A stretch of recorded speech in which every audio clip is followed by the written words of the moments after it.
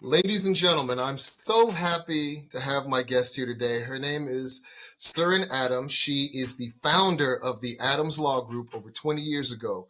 Originally from Guyana, South America, she came to Maryland by way of North Carolina as a child, attending the University of Maryland, majoring in government and politics.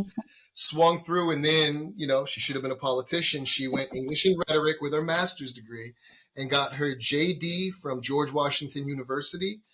Uh, and she speaks all over the DMV on estate planning and wills and legacies. And that's why I have her here, because two reasons. One reason, when I said, how the heck do I do a trust? Everybody in the world said no, and she said that's our specialty. And when I said, when my cousin this past weekend, she went and did a cash for keys deal for a woman who passed away. Grandma passed away. The lady and her brother lost Nana's house, and she'd owned it over 30 years, or almost 30 years. And it crushed me. So I thought in 2024, as a community, we should be able to do financial planning, and we tend to mimic the 95% instead of the 5% making it. So with that, I'm going to ask you, why the heck should we care about estate planning? Oh my gosh. Thank you, first of all, for having me. We should all care about estate planning because of the situations that you just mentioned and so many more. There's so many issues that can be prevented if we do a proper plan, organize things ahead of time. And I think, especially as a community, we don't like to talk about this. I've heard people say, I feel like if I talk about it, I'm going to make it happen. All of these are real fears and concerns and all of that, but we have to really get beyond that and get to the space where we are thinking of our family more than the discomfort of talking about this and getting things just in order. So we're not leaving a mess. That's the reason to do estate planning, so we don't leave a mess. So people seriously don't have don't have conversations about death. When I had this same conversation with an insurance salesman, he said you pay the car insurance in case there's an accident, you pay the home insurance in case there's an accident, in case something happens. The only thing we're guaranteed to do is die. And we don't want to have those conversations. I really think those are important. But why isn't a will enough?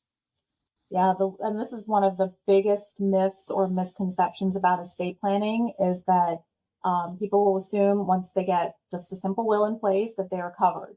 They've done what they need to do. A will has to go through probate in order to be administered. So you are signing your family up for probate if you have nothing in place or if you just have a will in place. It has to go through probate so that a judge can say, yes, this is the person you've named to do this. And you are in fact not here anymore. And so they can now act, and they have a letter of administration they give to that person sealed so that they're able to now act. And until that process happens in a probate court, they can't do anything with your will. So it has to go through that process.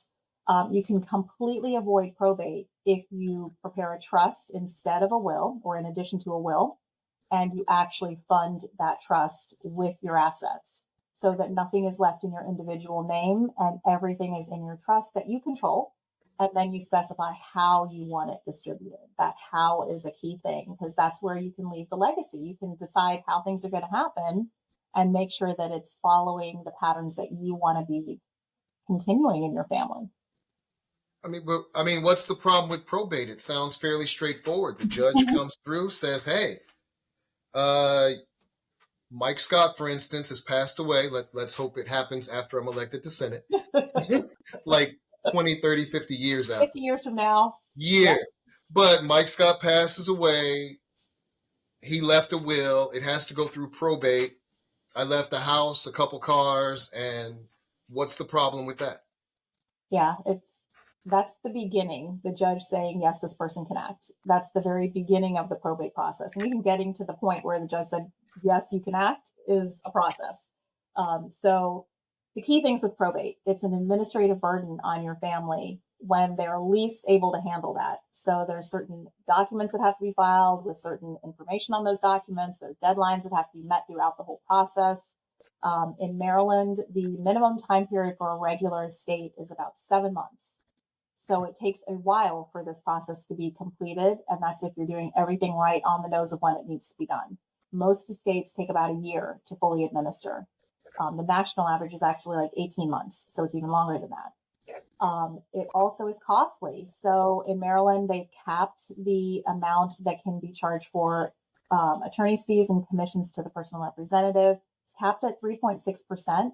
But if you're looking at just a regular estate of, say, $500,000, which is low for this area just because of housing values, that estate is going to cost about $20,000. So it's a lot of money to spend on something that is avoidable. You don't have to go through that process. It also is public. So the reason we know all about Prince's estate and Aretha Franklin's estate is because it's a public record. So anyone can go to the Register of Wills office, find out who the beneficiaries are, what they're inheriting, when they're inheriting, their contact information. So it opens your family up to predatory individuals and your estate up to predatory individuals. It also opens it up to people who you may not want to be included in your estate. So all the interested persons that would normally inherit under the intestacy laws have to be notified of what's going on. So it opens it up. If you said, no, I don't want that person to inherit, I only want these people, the process itself is just something that if you can avoid it, you should, because why put your family through that additional burden if you don't have to? Everything can be handled privately. Everything can be handled in the time frame that your family wants to do it. And you can designate how that process happens with your family and how things are distributed. And add in things like asset protection instead of just having things go to creditors and however, it needs to under the probate process. You had me at $20,000 and a year to 18 months or 8 months to 18 months. You had me. Yeah. That just really doesn't seem fair. How easy are wills? How easily are they contested? What would it take if I wanted to contest a will?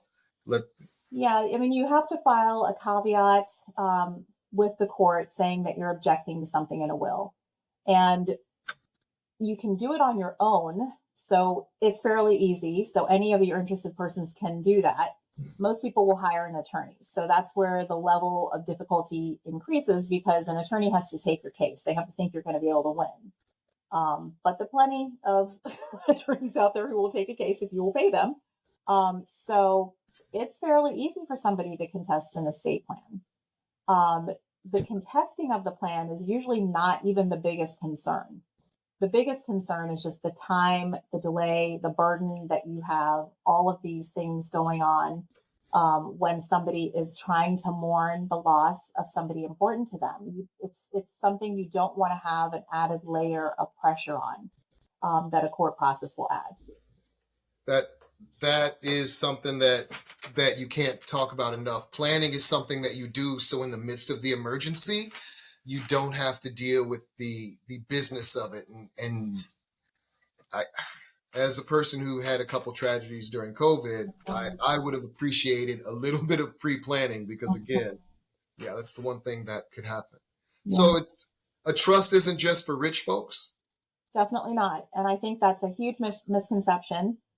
It's not for the Rockefellers, just for the Rockefellers of the world. If you have real estate, meaning you're buying or you bought your house, if you have minor children, or if you just have people you want to leave things to, that you want structure around how things are left to them or protections around how things are left to them, a trust is the option for you. That is the way to leave things outside of the probate process, the court process, and how to leave things with that structure. And you can pass real estate without it having to go through the court process. How does the trust avoid, it sounds like it's just basically a corporation that you set up that owns all your stuff. It's very similar to that. I usually equate it to something very similar to that. So think of a trust as it's a legal agreement that you put in place. Most of the time, it's you agreeing with yourself about how you're going to manage your stuff, and then naming successor people to step into your shoes if you're incapacitated or have passed away. So that separate legal agreement that you're setting up creates a separate legal structure, similar to if you were creating an LLC or a corporation. Okay. So that separate structure, the goal is you transfer your assets into it. So nothing is in your individual name when you pass away. It's all owned by the trust that continues on. and distributes according to what you say to do, which is why it avoids that probate process. The goal, though, is that it is properly drafted so that if you're transferring your actual assets into it, it's doing what it's supposed to do, and that you have lots of provisions that are state of the art, meaning you're incorporating things from current cases, current statutes from not just here in Maryland, but around the country. So self-prepared documents, I do not recommend doing because it's very dangerous. You have to actually transfer your assets into this entity, so to speak. So you want to make sure it's properly drafted and that it's going to be legally effective. The issue with those self-prepared things is you don't know what you don't know, and you won't know that your family has been totally jacked up by what you did until after it's too late. So they won't be able to change it after you are already gone. So they have to then go through that probate process with the added level of incorrect things that are put in place unintentionally. Full disclosure, I thought about writing my own trust.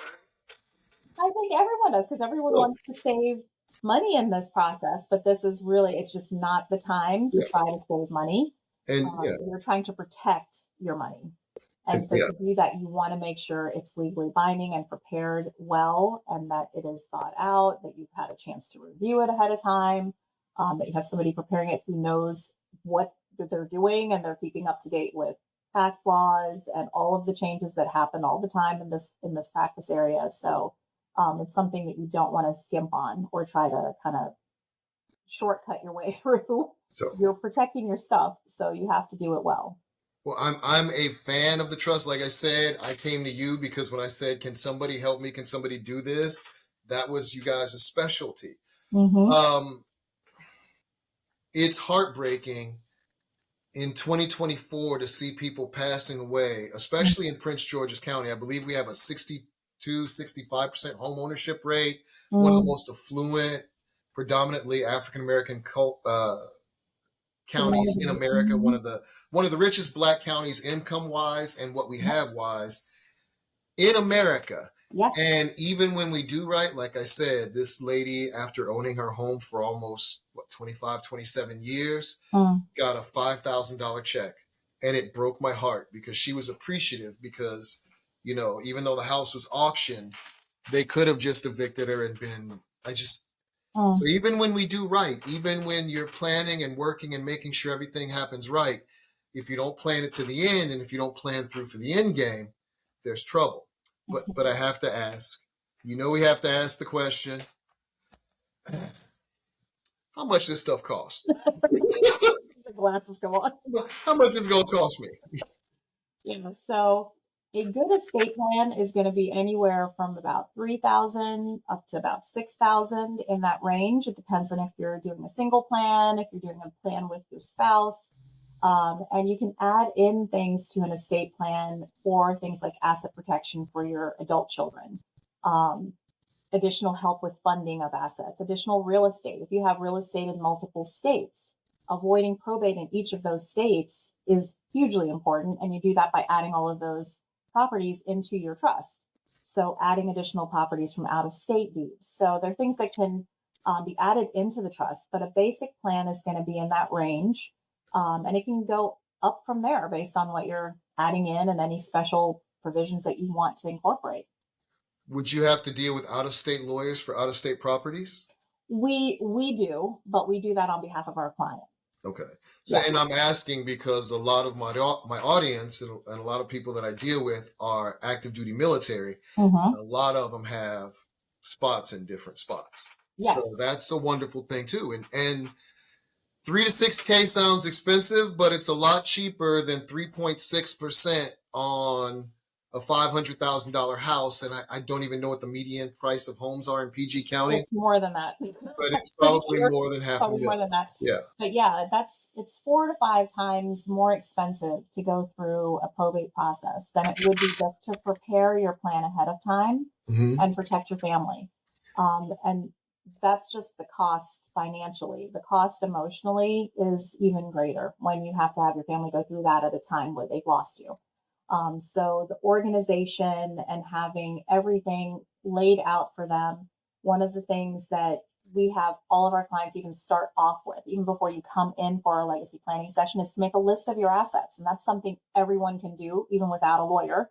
Make a list of your assets. Where are all of your bank accounts? Where are all of your life insurance policies, retirement accounts, IRAs, so that your family knows what you have. So things aren't getting lost to unclaimed funds. That's another big issue. There's millions of dollars in the unclaimed funds accounts. And that's just from people not sharing with their family what they own, and they pass away.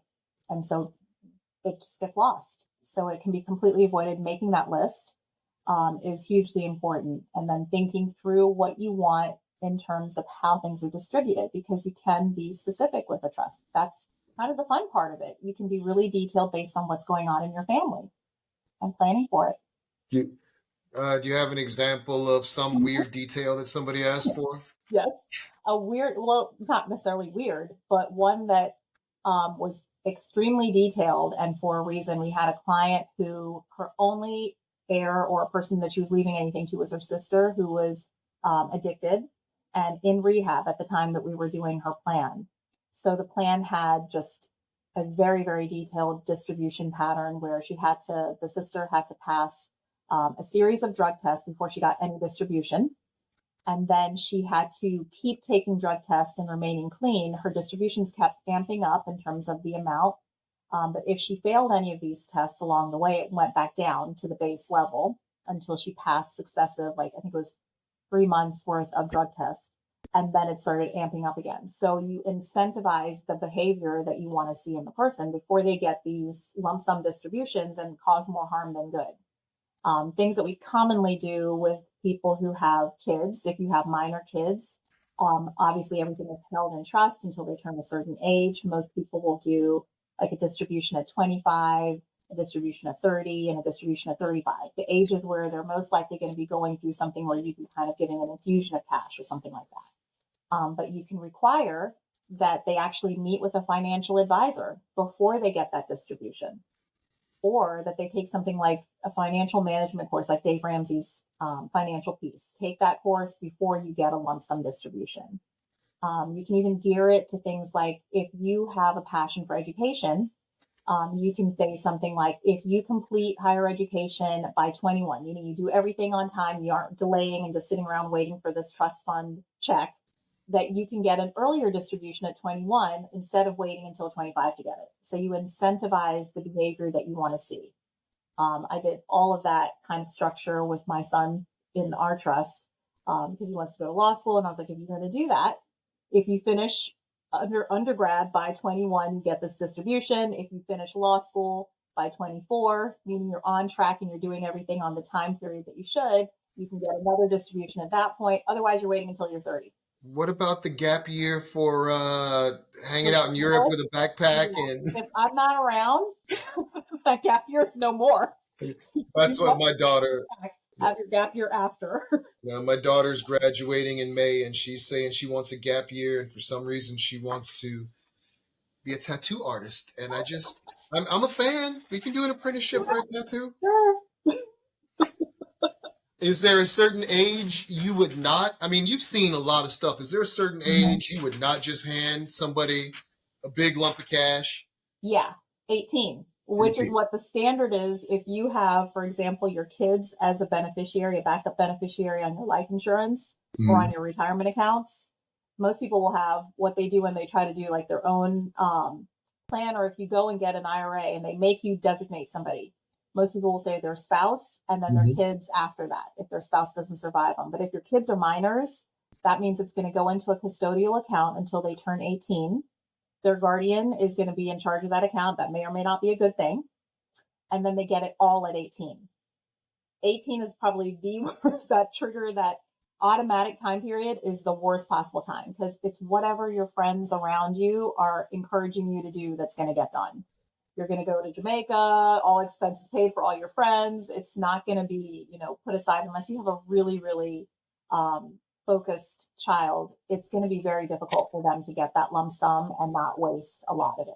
I knew a 24-year-old on his third BMW after his, yeah. And that's the thing with a trust plan. If you're doing a revocable trust, you can change things. So as you get My son is only 19 right now. So if he gets to the ages that I said these distributions could happen, and I'm still here and I know he's still not going to be at the stage where he could manage it, I can up those numbers. I Okay. can have them still, being distributed over stages, but change the time period. So it's a revocable plan when you're doing revocable trust planning. You can also do irrevocable trust planning for asset protection and so forth. But the general plan most people will at least have in place if they're doing trust planning is at least a revocable trust for your primary things that you want control over. And you mentioned something about life insurance. The life insurance should all be in the trust also. That shouldn't be kept outside. Nothing should be kept outside of the trust. Right. Well, life insurance, usually you would still own it yourself, but the beneficiary designation goes to the trust rather than to the individuals, because the trust is where you can set up all the backups and the contingencies and all of the planning. With retirement accounts, same thing. You would have yourself as the owner. Only an individual can own the retirement account, but you can have the trust as the beneficiary. Usually we put the trust after the spouse so that the spouse can roll over and keep contributing without getting that income hit. But if the spouse doesn't survive you, then you have the trust as your backup beneficiary. The goal is that the trust, if all of the assets are coming into the trust either beforehand as ownership or afterwards after you pass away as a beneficiary designation. I am really, really happy with this information. Like I said, I'm running for Senate for the great state of Maryland, and my only thing is freedom. And in order to be free, the instruments of national power were diplomatic, information, military, economic. Those are the four instruments of national power. The instruments of freedom to me are healthcare, economy, education, equity, and environment. And those are the levers. If you're not healthy, you can't enjoy your freedom. If you don't know where your next meal is coming from, you can't enjoy freedom. If you're not clear on how your family is going to be taken care of after you're gone, I don't know that you can truly enjoy yourself and make sure they enjoy themselves. So again, I'm trying to improve things for the community. And if I can do nothing else with my voice but get people out there and help people, Suren, thank you so much for appearing. If I can do anything for you, especially when I get elected, let me know. I'll have your number. Yes, ma'am. And thank you so much. And that was it. I'm going to stop the recording. Then we can chat for a second. And